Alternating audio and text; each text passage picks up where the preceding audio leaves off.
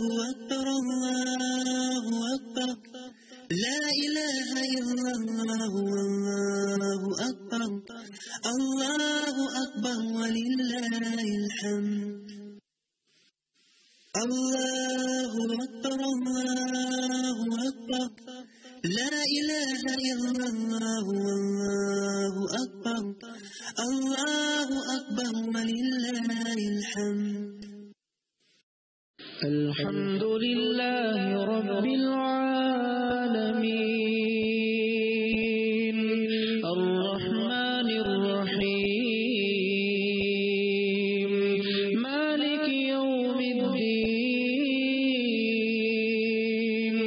إياك نعبد وإياك نستعين اهدنا الصراط المستقيم صراط الذين أنعمت عليهم غير المغضوب عليهم ولا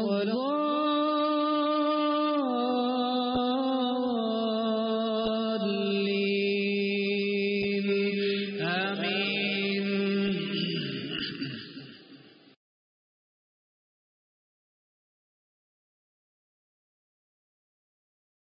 السلام علیکم ورحمۃ اللہ وبرکاتہ. الحمد للہ رب العالمین والصلاة والسلام علی اشرف الانبیاء والمرسلین اما بعد فاعوذ باللہ من الشیطان الرجیم بسم اللہ الرحمن الرحیم رب اشرح لی صدری ویسر لی امری واحلل عقدۃ من لسانی یفقهوا قولی اللهم انفعنا بما علمتنا وعلمنا ما ينفعنا وزدنا علما آمین یا رب العالمین.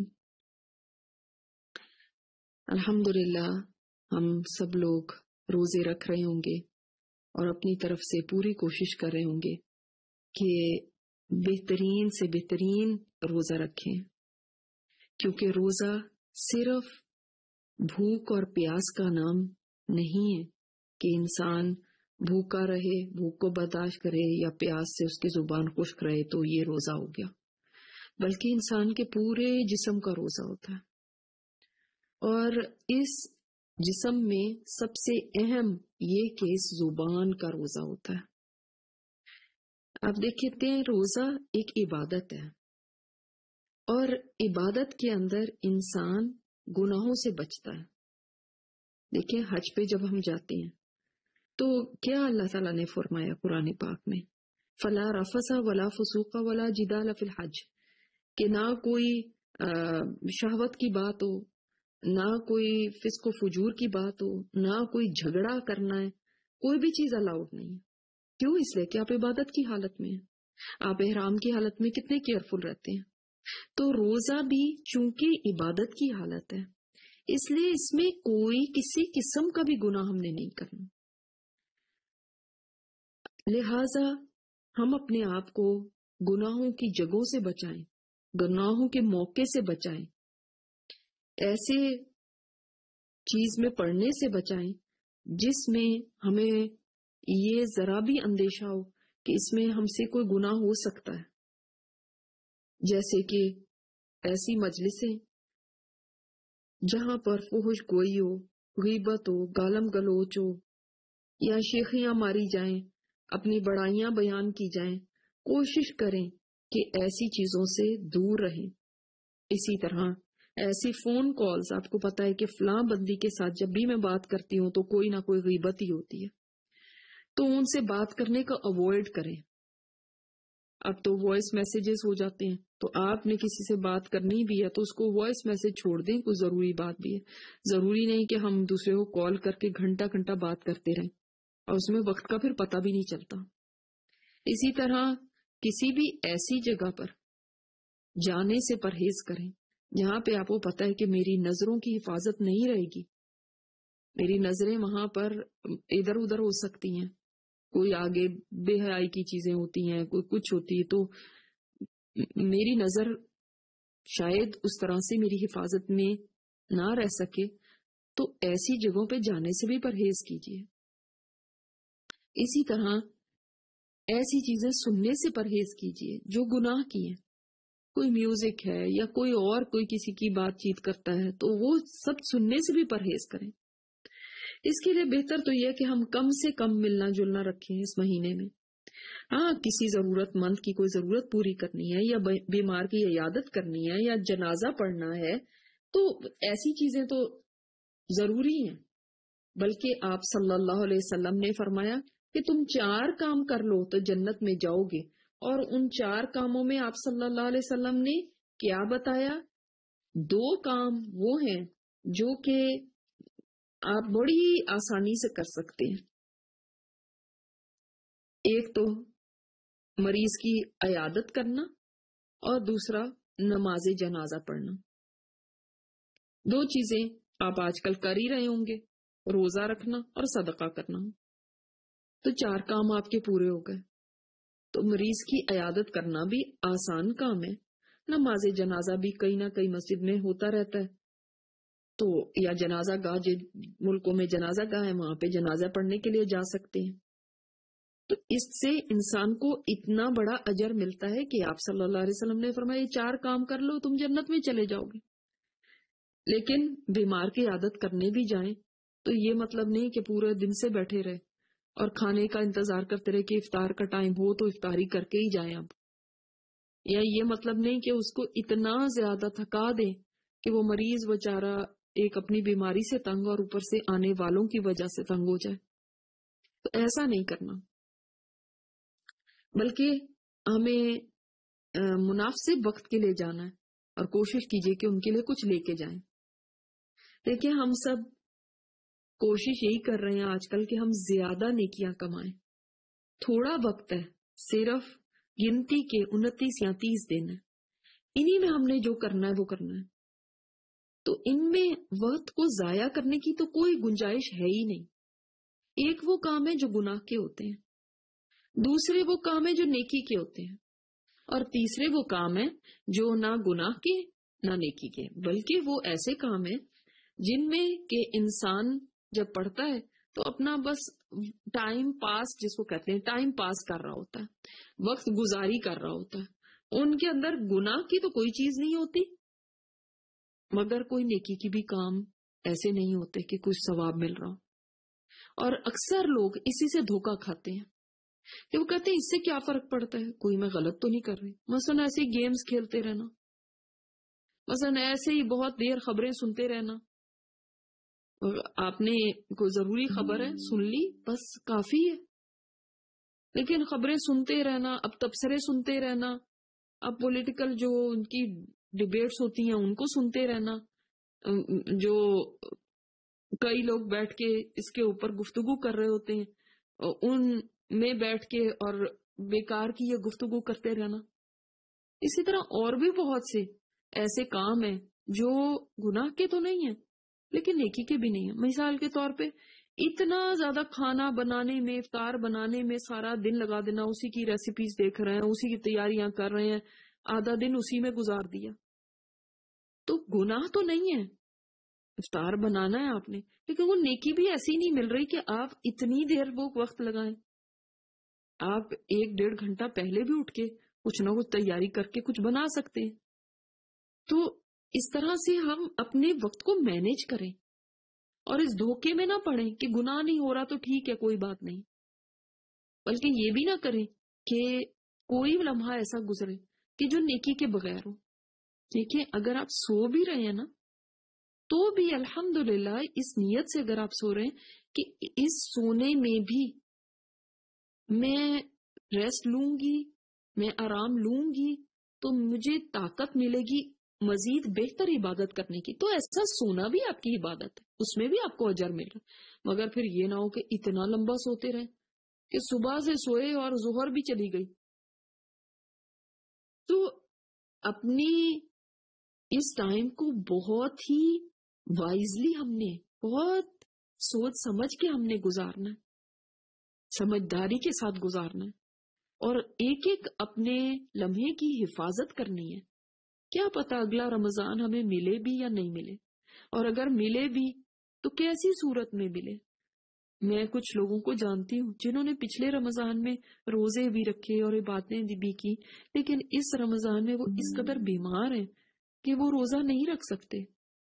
ان کے لیے تو فرض نماز پڑھنا بھی کچھ مشکل ہے. کہاں لمبے لمبے نوافل ادا کرنا. تو ہم نہیں جانتے کہ کس کی کیا حالت ہو اگلے رمضان تک. لہٰذا اس وقت کو قیمتی جانیے کہ جیسے مجھے خزانہ مل گیا تو میں نے اس خزانے کو ایسے ضائع نہیں کرنا کہ اس کو صحیح سے گزارنا ہے. میرا کوئی لمحہ بھی ضائع نہ ہو. ایسے تو پوری زندگی ایسے گزارنی چاہیے، وہ ساری زندگی قیمتی ہے. لیکن خاص الخاص رمضان کا وقت تو اتنا قیمتی ہے، اس کے اندر تلاش میں رہیں کون سے ایسے کام ہیں جو کر کے میں زیادہ اجر پا سکتی ہوں، کون سے ایسے کام ہیں جو کر کے مجھے میری بخشش ہو سکتی ہے، کون سے ایسے کام ہیں جو کر کے میں اپنے درجات کو بلند کرا سکتی ہوں. جیسے کہ ہم نے پہلے بات کی تھی کہ یہ دن وہ ہیں جن میں سیل لگی ہوئی ہے، جنت کی سیل ہے. یہ جنت میں زیادہ سے زیادہ بڑے بڑے پلاٹ خریدیں، زیادہ بڑے بڑے گھر بنائیں، زیادہ بڑا باغ لیں. کوئی کسی کو بھی کوئی قید نہیں، نہ ہی جنت اتنی چھوٹی ہے کہ سارے ہی لیں گے تو میرے لیے کیا بچ جائے گا. تو اس کی ہرس رکھیں. دیکھیں ویسے تو آپ ایمان لا کے 5 فرائض جو ارکان ہیں آپ کے وہ ادا کر لیں گے اسلام کے تو جنت میں داخل ہو جائیں گے. اور سب کو وہ حدیث معلوم ہے اور سب کی زبانوں پہ رہتی ہے کہ دیکھو وہ ایک بدو آیا اور اس نے پوچھا آپ صلی اللہ علیہ وسلم سے، تو آپ صلی اللہ علیہ وسلم نے تو اس کو یہ 5 باتیں بتائیں، توحید، نماز، روزہ، زکوٰۃ، حج. تو یہ 5 باتیں تو میں پوری کر رہی ہوں، تو لہٰذا مجھے پھر کس چیز کی فکر. آپ صلی اللہ علیہ وسلم نے فرما دیا یہ کرے گا تو جنت میں داخل ہو جائے گا. ٹھیک ہے، لیکن جنت کے بھی درجات ہیں. جنت میں بھی ہر ایک کا سیم مقام نہیں ہے. جنت میں کوئی اوپر ہوگا کوئی نیچے ہوگا. ہر ایک اپنے عمل کے مطابق اس جگہ پر پہنچے گا جہاں اس کا عمل اس کو پہنچائے گا. اگر ہم دنیا کی یہ ہرس رکھتے ہیں کہ ہمارا گھر بڑا ہو، ہماری پاس آسائشیں ہر طرح کی ہوں، ہماری گاڑی ایسی ہو، ہمارے گھر میں یہ چیزیں ہوں، تو جنت کے بارے میں ہم یہ کیوں سوچتے ہیں کہ کوئی بات نہیں، بس ذرا سی جگہ مل جائے تو کیا. جبکہ ہمارے پاس وقت بھی ہے، موقع بھی ہے، زندگی کی مہلت ہے ہمیں ملی ہوئی، تو ہم اونچے درجوں کی ہرس کیوں نہ کریں جبکہ اللہ تعالیٰ خود ہمیں یہ ہرس کرنے کی طرف دعوت دیتا ہے. سابقوا الی مغفرۃ من ربکم وجنۃ، سبقت لے جاؤ ایک دوسرے سے، دوڑو، وسارعوا، دوڑ لگاؤ، جلدی کرو. دیکھیں دنیا کے کاموں کے اندر جلد بازی اچھی نہیں ہے. جو دنیا کے کام ہے نا ان میں آہستگی سے مطلب ہے کہ ایک دم جلدی کرنا، یہ بھی جلدی ہو جائے، یہ اچھی بات نہیں ہے. جلد بازی سے مطلب کہیں پہنچنا ہے تو جلدی تیز گاڑی چلائی اور وہاں پہنچنے کی تیزی دکھائی. اسی طرح جلد بازی کی کہ میں اس کو اب سنا دوں گی باتیں 2، تو اس کے اندر فوراً فون اٹھایا اور جلدی سے اس کو سنانا شروع کر دی کہ تم نے ایسے کیوں کیا، یہ کیوں. ان چیزوں میں جلد بازی اچھی نہیں ہے. کھانے میں بھی جلدی جلدی کھا رہے ہیں. تو دنیا کی چیزوں کے اندر آہستگی اچھی ہے کہ آپ آرام سے کام کریں، صبر تحمل کے ساتھ کام کریں. یہ عادت اللہ تعالیٰ کو بہت پسند ہے. لیکن آپ صلی اللہ علیہ وسلم نے فرمایا کہ آخرت کے معاملے میں جلدی پسندیدہ ہے، کہ جلد بازی کہ انسان آخرت کے کاموں کو ڈیلے نہ کرے، ان میں جلد بازی کرے، ان کے اندر جلدی کرے، یعنی ان کو کرنے کی ہرس رکھے. یہ نہ ٹالے کہ میں کل کر لوں گی، پرسوں کر لوں گی، اچھا ہو ہی جائے گا. نہیں، ان میں جلدی کرنا پسندیدہ ہے. کسی کام کو بھی لٹکا کے نہ رکھے.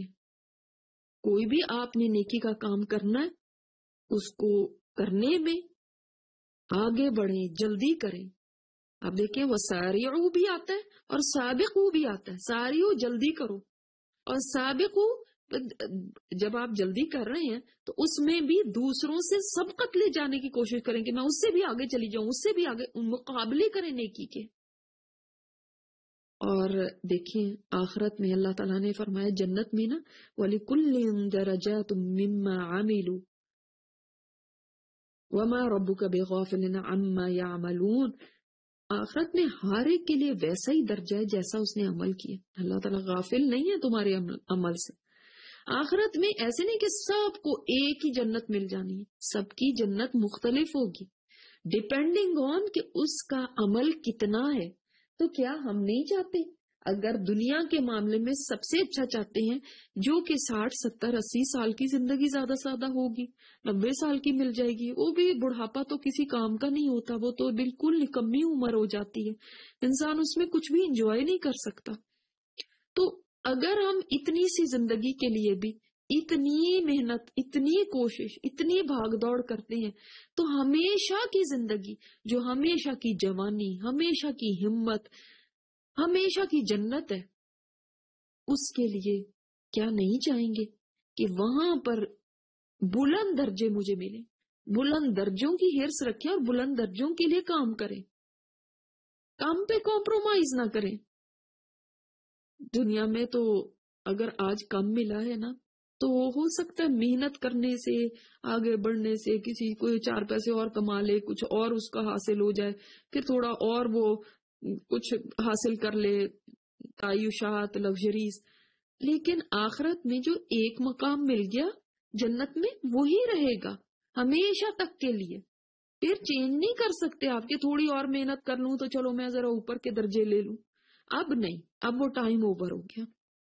لہذا جنت کے لیے اعلیٰ درجات کا ہرس رکھیں، اعلیٰ درجات کے لیے کوشش کریں، اس کے لیے محنت کریں، اپنے آپ کو کھپائیں، اپنے آپ کو تھکائیں، کیونکہ اس مہینے میں اللہ تعالی مومنوں کا ذوق اور شوق دیکھتا ہے، ان کی بھاگ دوڑ دیکھتا ہے. دیکھیے ہماری سچ بات ہے، بھاگ دوڑ ہی ہے، اور کیا ہے یہ، اور تو کچھ بھی نہیں ہے. کیا ہمارے عمل ہیں، کیا ہمارے روزے اور کیا ہماری نمازیں، کچھ بھی نہیں. اللہ تعالیٰ دیکھتا ہے کہ میرا بندہ کتنے شوق کے ساتھ مجھے راضی کرنے کی کوشش کر رہا ہے، بخشش چاہنے کی کوشش کر رہا ہے کہ اس کی بخشش ہو جائے، کتنا بھاگ دوڑ کر رہا ہے جنت کو حاصل کرنے کے لیے. اللہ تعالیٰ کو یہ اچھا لگتا ہے. اللہ تعالیٰ روزے داروں کی یہ دیکھ کے محنتیں، اللہ تعالیٰ فرشتوں پہ فخر کرتا ہے کہ دیکھو میرے فرشتوں سارا دن یہ بھوکے پیاسے میری خاطر، ساری رات کو یہ نمازوں میں کھڑے ہیں میری خاطر. اللہ تعالیٰ فخر کرتا ہے. تو ہم اپنی دکھائیں نیکی، اور جب نیکی کر رہے ہوں، دیکھیں آپ کو کوئی دیکھ رہا ہو نا تو آپ زیادہ عمل اچھا کرنا شروع ہوتے ہیں. ہائی فلاں دیکھ رہا ہے، کیسا کہے گا کہ میں نے مثلاً قرآن پڑھنا ہے. اب ساری کلاس کے سامنے آپ کو کہہ دیا جائے کہ آپ قرآن پڑھ کے بتائیں تو یقیناً آپ زیادہ بہت اچھا پڑھ کے دکھانے کی کوشش کریں گے، اتنے سارے لوگ سن رہے ہیں. اور جب رب دیکھ رہا ہے کوئی چیز کو کہ میرا ذوق اور شوق کتنا ہے، تو میں کتنا شوق دکھاؤں اس کو، کتنی تیزی سے آگے بڑھوں اللہ تعالیٰ کو دکھانے کے لیے. یا اللہ میں تیری خاطر یہ کر رہی ہوں. تو پھر آپ اکیلے بھی بیٹھے ہیں تو اپنے اندر یہ سوچیں کہ میرا اللہ مجھے دیکھ رہا ہے، اس وقت وہ دیکھ رہا ہے مجھے کتنا شوق ہے. اے اللہ تو میری بخشش کر دے، مجھے اتنی ہرس ہے اپنی بخشش کی، اتنی تڑپ ہے کہ میری بخشش ہو جائے. آنسو وہاں اپنے رب کے آگے. اور دیکھیں اگر ہم اپنے لیے بخشش مانگتے ہیں تو ٹھیک ہے، ہم نے تو مانگنی ہی ہے، ظاہر ہے ہمارے گناہ ہیں، ہم نے اپنے لیے استغفار کرنی ہے.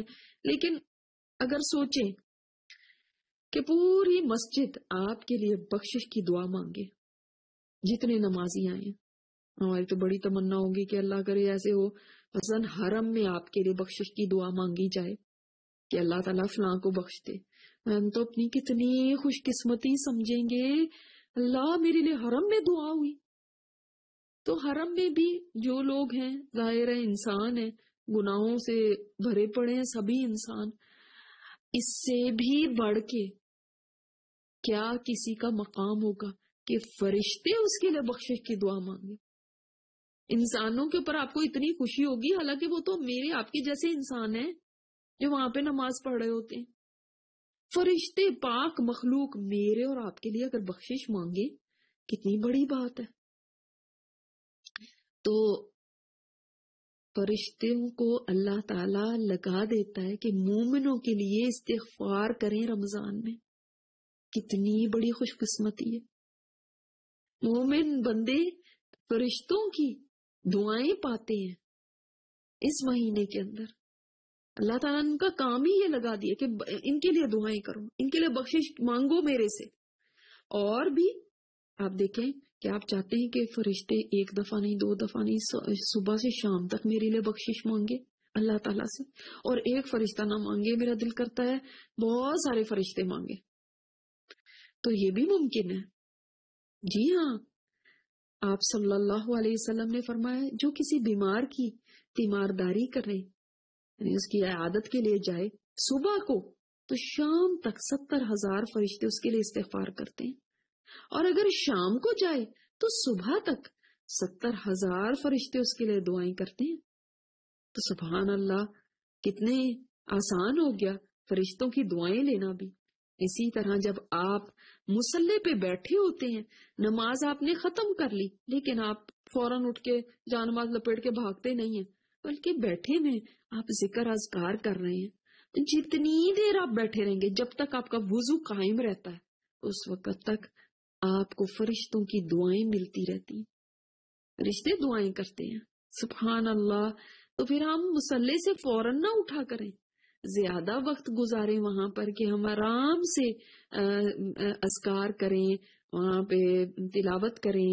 جیسے ہم صبح میں کوشش کر رہے ہوں گے، میں نے آپ کو بتایا تھا ضحیٰ کی نماز کتنی آپ کو اجر لا کے دیتی ہے کہ آپ کے 360 جوڑوں کا بھی صدقہ ہو جاتا ہے، اور آپ کے لیے ایک حج اور عمرے کے برابر بھی ثواب ملتا ہے اگر آپ یہ نماز، جس کو اشراق کی کہتے ہیں، یعنی آپ فجر سے بیٹھے اور آپ اٹھے نہیں، آپ نے فجر کی نماز بھی لمبی کر کے پڑھی، کیونکہ آپ صلی اللہ علیہ وسلم جو فجر کے فرض پڑھتے تھے تو ان فرضوں میں لمبی قرات کیا کرتے تھے.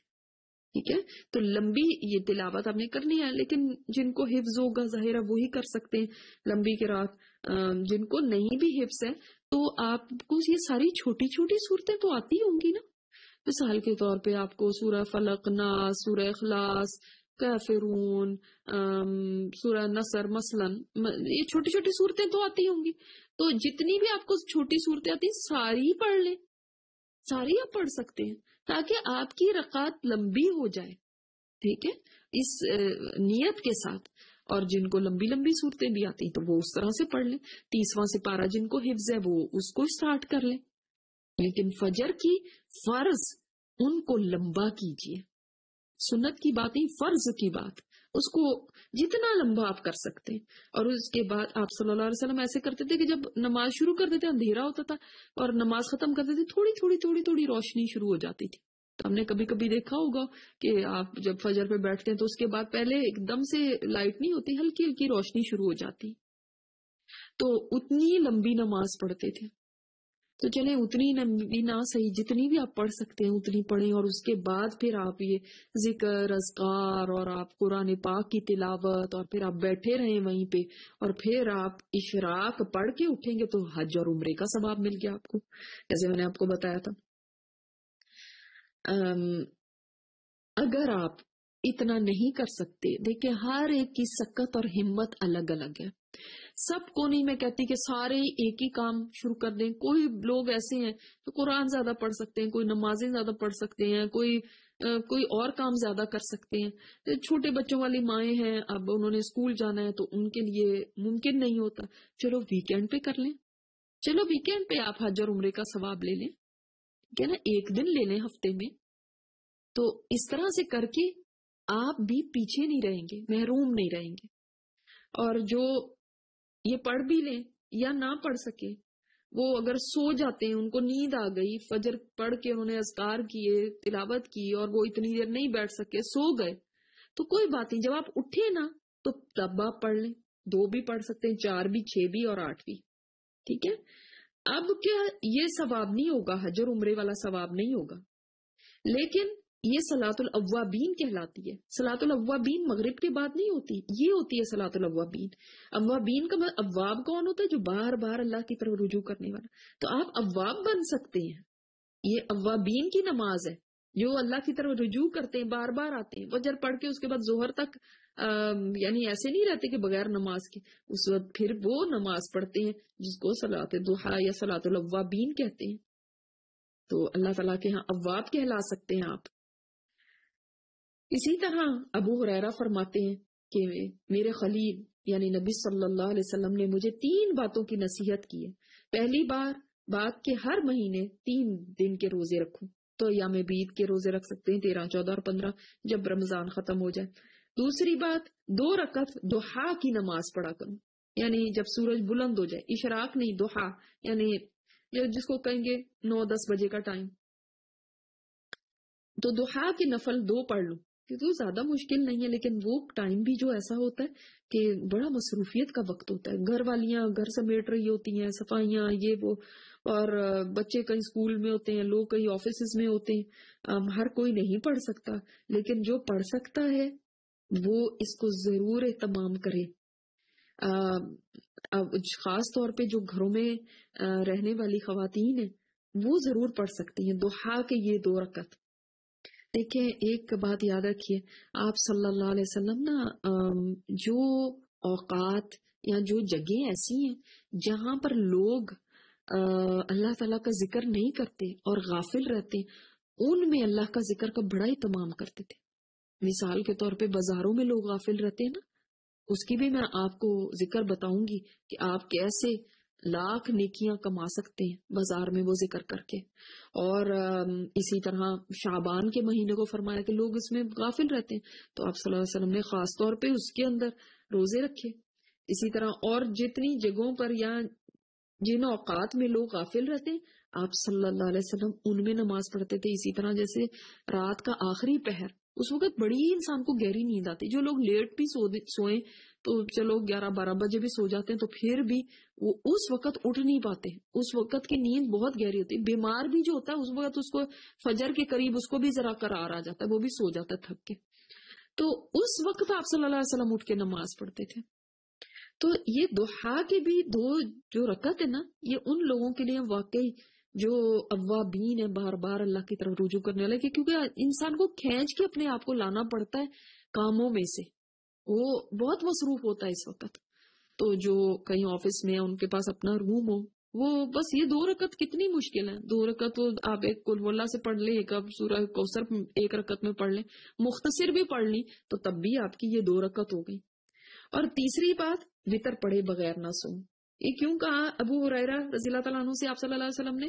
ہم تو کہتے ہیں وطر آخر میں پڑھیں، تو وطر آخر میں آپ پڑھ سکتے ہیں اگر آپ نے بعد میں اٹھنا ہے، لیکن اگر آپ نے اٹھنا نہیں ہے تو پھر آپ وطر پڑھے بغیر نہ سوئیں اگر آپ فجر پہ ہی اٹھتے ہیں تو یہ 3 باتوں کی آپ صلی اللہ علیہ وسلم نے ان کو نصیحت فرمائی تھی. لہٰذا ہمیں بھی کوشش کرنی ہے کہ ہم ضحیٰ کے نوافل کا اہتمام کر لیں. اگر ہم اشراق نہیں بھی پڑھ سکتے یا جس دن آپ اشراق نہ پڑھ سکیں تو چلیں آپ اس دن یہ تو پڑھ سکتے ہیں کہ جب بھی آپ سو کے اٹھ رہے ہیں یا کاموں سے فارغ ہو کے آپ ظہر سے پہلے تک، یعنی ظہر سے 15 منٹ پہلے تک، اذان سے، ظہر کی اذان سے 15 منٹ پہلے تک آپ لوگ یہ پڑھ سکتے ہیں. 12 بجے کا نہ سوچا کریں گے، گھڑیاں تو آگے پیچھے ہوتی رہتی ہیں، 12 کوئی ٹائم نہیں ہے جس کا آپ دھیان رکھیں. آپ ظہر کی اذان دیکھیں کتنے بجے ہوتی ہے، بعض جگہ پہ 1 بجے ہوتی ہے، تو 1:45 سے پہلے آپ پڑھ سکتے ہیں، تو اس میں 12 کی کوئی بات نہیں ہے. تو لہٰذا آپ جو اشراق نہیں بھی پڑھیں یا پڑھ بھی لیا تو اس کے بعد دوبارہ اٹھیں تو 2 اور پڑھ لیں نفل، پھر اپنے کام شروع کریں. بعض دفعہ رات کی نیند پوری نہیں ہوئی ہوتی تو انسان فجر کے بعد بہت زیادہ دیر نہیں جاگ سکتا، تو جو نہیں جاگ سکتے تو پھر وہ یہ کر لیں. اللہ تعالیٰ نے سب کے لیے دیکھیں دروازے کھلے رکھے ہیں، کوئی بھی محروم نہیں رہتا اللہ تعالیٰ کی رحمت سے. لہٰذا اپنے آپ کو بس یہ شوق دلائیں کہ میں نے اونچے درجے پانے ہیں جنت کے. جنت اس وقت اس کی سیل لگی ہوئی ہے، میں زیادہ کروں، کیونکہ ایک ایک نیکی کئی گنا زیادہ اس وقت بڑھ کے مل رہی ہے. ایک نفل فرض کے برابر تولا جائے گا، اس مہینے میں کیا ہوگا تو ایک فرض 70 فرضوں کے برابر ہو جائے گا، تو کتنا زیادہ فائدہ ہے. لہٰذا اس مہینے میں جو مہینہ اللہ تعالیٰ نے فرشتوں کو بھی جس میں لگا دیا کہ بندوں کے لیے استغفار مانگے، تو میرے تو خوشی کا کوئی عالم ہی نہیں ہونا چاہیے، اتنی خوشی مجھے ہونی چاہیے کہ مجھے یہ مہینہ مل گیا، اب میں اس میں اور تیز دوڑ لگاؤں، میرے گناہ تو جھڑتے جا رہے ہیں، فرشتے بھی میرے لیے دعائیں کر رہے ہیں، اور میں یہ کام کر کے نیکی کے جو بہت ہی آسان ہے، بہت ہی آسان اور بہت بہت بڑے بڑے درجے لے سکتی ہوں، تو اس جذبے کے ساتھ آگے بڑھیے۔ آج کا جو ذکر میں نے آپ کو پہلے ہی بتایا ہوا ہے کہ جمعے کے دن ہم ذکر جو کرتے ہیں وہ کیا ہے؟ درود شریف، کیونکہ آپ صلی اللہ علیہ وسلم نے اس کی تلقین فرمائی ہے اور اس کے بڑے ہی فوائد ہیں، کیونکہ جو درود شریف ہے نا، یہ نہ صرف یہ کہ یہ ایک ذکر بھی ہے بلکہ ایک دعا بھی ہے۔ تو پتہ ہے دعا ایسے کہ اس سے آپ کی دعائیں جو آپ نہیں مانگ سکے، کبھی ہوتا ہے نا انسان مثال کے طور پہ اتنا تھکا ہوا ہے یا نیند اتنی آ رہی ہے یا روزہ اتنا لگ رہا ہے تو آپ سے دعائیں نہیں مانگی جا رہی، تو آپ درود شریف صرف پڑھ لیں۔ آپ نے درود شریف صرف پڑھ لیا نا تو آپ کی کئی حاجتیں صرف درود شریف پڑھنے سے ہی اللہ تعالیٰ پوری فرما دے گا، صرف درود شریف پڑھنے سے۔ سبحان اللہ۔ ویسے تو روزے دار کے لیے فرشتے سارا دن، یعنی آپ تھکے بھی ہوتے ہیں نا تو فرشتے آپ کے لیے دعائیں کر رہے ہوتے ہیں، سبحان اللہ، اللہ تعالیٰ نے ان کو لگایا ہوا ہے۔ لیکن آپ درود شریف پڑھ لیں ساتھ، آپ کا جو روزہ ہے اس کو آپ نے اور ڈیکوریٹ کرنا ہے اپنے ذکر کے ساتھ۔ تو ذکر تو بیٹھے بیٹھے بھی ہو سکتا ہے۔ بعض خواتین پوچھتی ہیں کہ جب ہم نماز روزہ نہیں کر سکتے تو ہم کیا کریں؟ اب یہ نہیں ہے کہ آپ کچھ بھی نہ کریں، آپ دعائیں بھی کریں اور آپ مثلاً درود شریف پڑھ سکتے ہیں۔ اور میں نے آپ کو سبحان اللہ والحمد للہ ولا الہ الا اللہ واللہ اکبر یہ تو آپ کو بتا ہی دیا تھا، تو یہ اللہ تعالیٰ کو بڑا محبوب ہے کلمہ، آپ صلی اللہ علیہ وسلم کو بڑا محبوب ہے، پوری دنیا سے زیادہ محبوب ہے، تو اس کے اندر کتنی بڑی خیر ہوگی جو آپ صلی اللہ علیہ وسلم نے اس کو محبوب رکھا ہے۔ اللہ تعالیٰ کو بہت پسند آتا ہے جب بندہ یہ کلمہ ادا کرتا ہے، تو آپ وہ پڑھتے رہیں۔ اور درود شریف پہ تو آپ کے اوپر بیٹھے بیٹھے اللہ تعالیٰ کی 10 رحمتیں نازل ہو جائیں گی اور 10 نیکیاں آپ کے لیے لکھی جائیں گی، 10 گناہ آپ کے معاف ہو جائیں گے، 10 درجے آپ کے بلند ہو جائیں گے، تو اور کیا چاہیے؟ اور قیامت کے دن بھی آپ صلی اللہ علیہ وسلم کی شفاعت نصیب ہوگی۔ جتنا زیادہ کوئی درود پڑے گا نا اتنا ہی آپ صلی اللہ علیہ وسلم کے قریب ہوگا قیامت کے دن۔ تو لہٰذا درود شریف پڑھیں، اور درود ابراہیمی تو سب کو ہی آتا ہے جو نماز میں ہم پڑھتے ہیں، وہ آپ پڑھیں تو بہت اچھا ہے۔ اگر مختصر درود بھی پڑھنا چاہیں تو اللہم صلی وسلم علی نبینا محمد، بس اتنا سا درود بھی کافی ہے، یہ بھی درود ہو گیا، ٹھیک ہے۔ تو جب کوئی انسان درود پڑھتا ہے، اللہ تعالیٰ نے اس کا حکم قرآن پاک میں دیا ہے ہمیں کہ اے ایمان والو آپ صلی اللہ علیہ وسلم کے اوپر درود پڑھو، اور جمعے کے دن تو آپ صلی اللہ علیہ وسلم نے خاص طور پہ تاکید فرمائی، عام دنوں میں بھی آپ پڑھیں لیکن جمعے میں خاص طور پہ، یعنی جب سے جمعے یعنی جس کو ہم جمعرات کی رات کہتے ہیں، جمعہ تو شروع ہو گیا، اس وقت سے ہی آپ شروع کر دیں، پورا دن جمعے کا آپ کی زبان سے درود شریف نہیں ہٹنا چاہیے، درود شریف نہیں، اٹھتے بیٹھتے، چاہے آپ کا روزہ ہے چاہے روزہ نہیں ہے، چاہے آپ لیٹے میں ہیں، آپ درود شریف پڑھتے رہیں۔ دیکھیں بہت فوائد ہیں درود شریف پڑھنے کے، تو آپ صلی اللہ علیہ وسلم کا ساتھ مل جائے قیامت کے دن تو اس دن اس سے بڑی کیا بات ہو سکتی ہے۔ یہ پریشانیوں سے بھی نجات دیتا ہے درود شریف۔ اس لیے جب بھی لوگ پوچھتے ہیں کہ جی ہماری یہ پریشانی، ہم کیا وظیفہ کریں، تو وظیفہ اپنا درود شریف بنائے نا، یہ پریشانیوں سے نجات دیتا ہے۔ درود شریف نہیں آپ نے چھوڑنا، جو بھی پریشانی ہے اللہ تعالیٰ دور کر دے گا آپ کی پریشانی۔ تو یہ آپ درود پڑھیں گے آج، اور آج کی جو دعا بھی ہے بہت ہی ایسی دعا ہے جو کہ ہمیں ہر وقت ہی مانگنی چاہیے ویسے تو، لیکن خاص طور پہ ابھی جب ہم افطار کرنے لگے یا جمعے کے دن تو خاص طور پہ ایک ایسی گھڑی ہے عصر کے سے مغرب کے درمیان، جمعے کے دن خاص طور پہ جس میں دعا قبول ہوتی ہے، تو اس گھڑی کو پانے کی کوشش کیجیے۔ یہ گھڑی پتہ نہیں ہے کسی کو کہ کون سے وقت میں ہوتی ہے، مگر اتنی سی ونڈو ہے یہ عصر سے مغرب کے درمیان، اور بہت ہی چھوٹی ہوتی ہے، تو اس میں زیادہ کثرت کریں دعاؤں کی، درود شریف بھی پڑھیں، دعاؤں کی بھی کثرت کریں. اور یہ دعا جو آج میں آپ کو بتا رہی ہوں یہ بہت ہی جامع دعا ہے. اس میں آپ نے سب کچھ ہی مانگ لیا، چھوٹی سی دعا میں ہر چیز مانگ لی. کیا ہے؟ اللہم انی اسألک من الخیر کلہ، اے اللہ میں تجھ سے سوال کرتی ہوں ساری بھلائی کا، ساری خیر کا، خیر ہی خیر مانگتی ہوں تجھ سے. عاجلی و آجلی، عین کے ساتھ پہلے پھر الف کے ساتھ. عاجلی یعنی جلدی ملنے والی، یعنی اس دنیا میں بھی اللہ مجھے بھلائی دینا. و آجلی اور دیر سے ملنے والی یعنی آخرت کی بھی بھلائی. اور کئی اب بھلائیاں ہمیں کیا پتا ہمارے لیے کون سی بھلائی ہے. اب ہم دعائیں بھی کئی مانگتے نا، ہمیں پتہ بھی نہیں ہوتا اس چیز کی بھی تو ہمیں مانگنی چاہیے تھی. پھر خیال آتا ہے ہاں یہ تو ہم نے کبھی مانگی ہی نہیں. تو اس دعا کے اندر دیکھیں سبحان اللہ، آپ صلی اللہ علیہ وسلم نے ہمیں یہی سکھا دیا، ما علمت منہ وما لم اعلم، جس بھلائی کو میں جانتا ہوں اور جس کو نہیں جانتا. کئی بھلائیاں نہیں جانتے ہم، اس میں ہماری بھلائی ہم نے کبھی مانگی نہیں. تو اس میں آپ نے جب یہ کہہ دیا نا کہ دنیا کی بھی ساری بھلائیاں، آخرت کی بھی ساری بھلائیاں، اور آخرت میں پتہ نہیں اب مجھے کون سی بھلائی چاہیے ہو یا دنیا میں کون سی بھلائی چاہیے، اللہ تعالیٰ ساری بھلائیاں دے دینا، مجھے پتا ہے یا نہیں پتا. وَأَعُوذُ بِكَ، اور اللہ مجھے بچا لینا، کس سے؟ اپنی پناہ میں لے لینا، کس سے؟ من الشر کلہ، شر سے، سارے کے سارے شر سے، ہر قسم کے شر سے. اب بتائیں شر بھی کتنی قسموں کے ہوتے ہیں، کئی طرح کے شر ہوتے ہیں، کئی طرح کے فتنے. عاجلی و آجلی، اللہ دنیا کے بھی شر سے اور آخرت کے بھی شر سے. ما علمت منہ وما لم اعلم، جن کا مجھے پتا اور جن کا نہیں پتا. ہمیں تو کئی شر کے پتہ ہی نہیں ہے کہ کون سے شرور ایسے ہیں، کتنی جگہوں پہ شر ہے، کس کی آنکھ میں شر ہے، کسی جگہ میں شر ہے، کس بات میں شر ہے، کس عمل میں شر ہے، کہیں بیٹھنے میں شر ہے، کہیں جانے میں شر ہے، ہمیں نہیں پتا اس دنیا میں. اور آخرت میں بھی ہمیں وہاں کے شر کہاں پتا ہے. تو اللہ تعالیٰ سے ہم نے ساری باتوں کے بارے میں مانگ لیا کہ اے اللہ تو سارے قسم کے شر ہم سے دور رکھنا، تو ہمیں بچا لے، تم ہمیں اپنی پناہ میں لے لے اللہ. تو بہت پیاری یہ دعا ہے.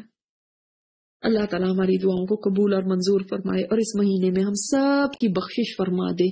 سبحانک اللہم و بحمدک، نشہد ان لا الہ الا انت، نستغفرک و نتوب الیک. السلام علیکم ورحمۃ اللہ وبرکاتہ.